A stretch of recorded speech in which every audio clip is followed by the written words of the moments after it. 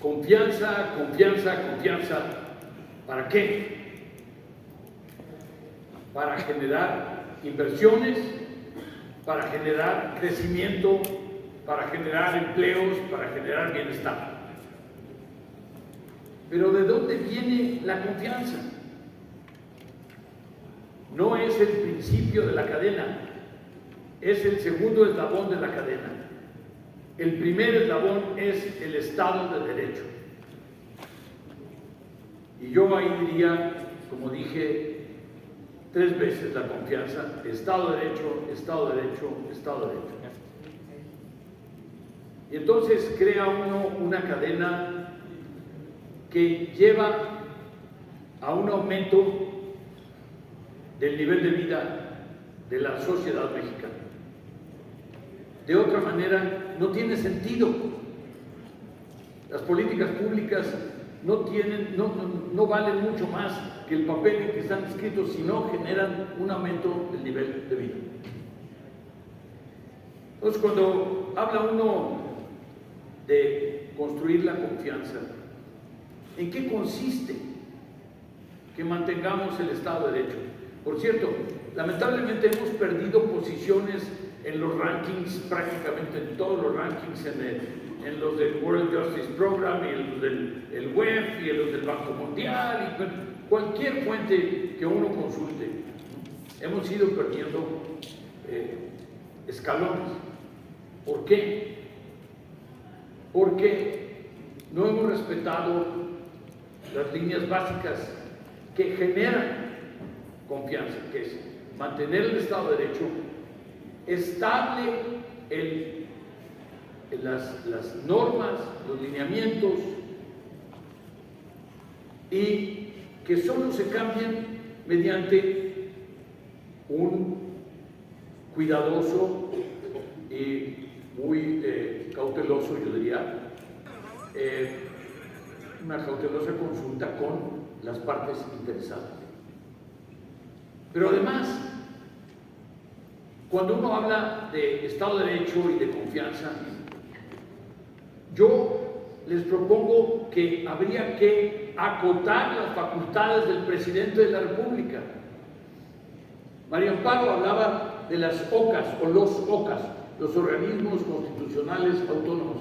Yo diría quitarle al presidente de la República la facultad de designar a los titulares e inclusive a los comisionados.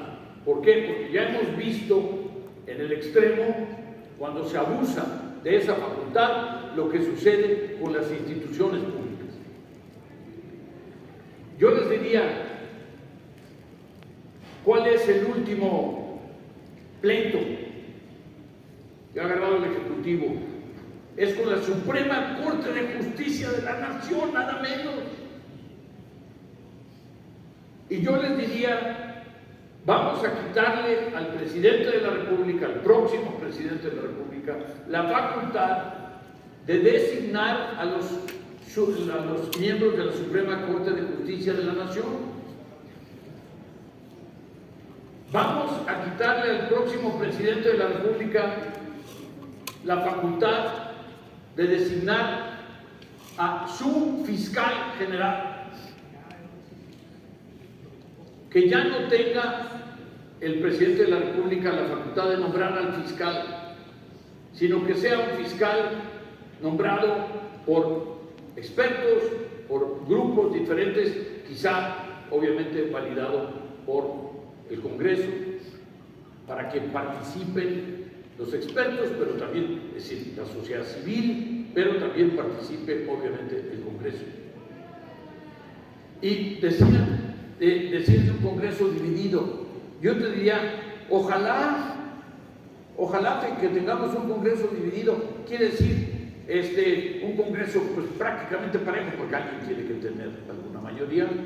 El gobierno, el próximo gobierno, espero, de la coalición, de la oposición, y que tenga un gobierno, pero también yo diría, vamos a quitarle, y en la ley, en la Constitución, tendría que ser, la capacidad de que solamente con 2/3 se pueda cambiar la Constitución.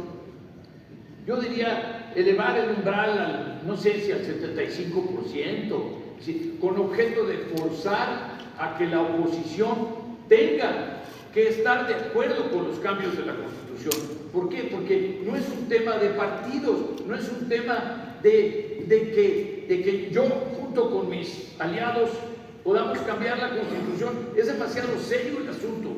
Cambiar la Constitución tiene que implicar un consenso natural. Y eso implica que haya unos debates, unas discusiones. Entonces, yo les propongo que cuando estamos hablando del Estado de Derecho, estamos hablando de todas estas cosas. Ahora, hay un tema muy importante. No, nada más, imagínense ustedes, nada más para continuar con el otro argumento, imagínense ustedes que en los primeros 3 años de este gobierno, con un poco más de creatividad y un poco más de imaginación y un poco más de prisa,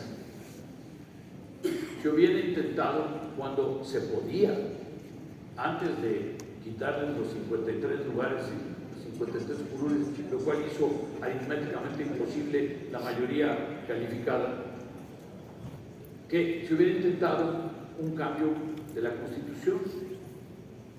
Bueno, pues, yo diría que casi lo del INE y lo de la Guardia Nacional y lo de la reforma eléctrica serían casi de risa, ¿verdad? Porque ya hubiéramos intentado otras transformaciones más dramáticas y más importantes. Eso no debe volver a suceder, porque debemos tener un presidente acotado, no un presidente que sea omnímodo, no un presidente que sea omnipotente. Ya hemos visto lo que sucede cuando se abusa de esa facultad. Pero bueno, miren,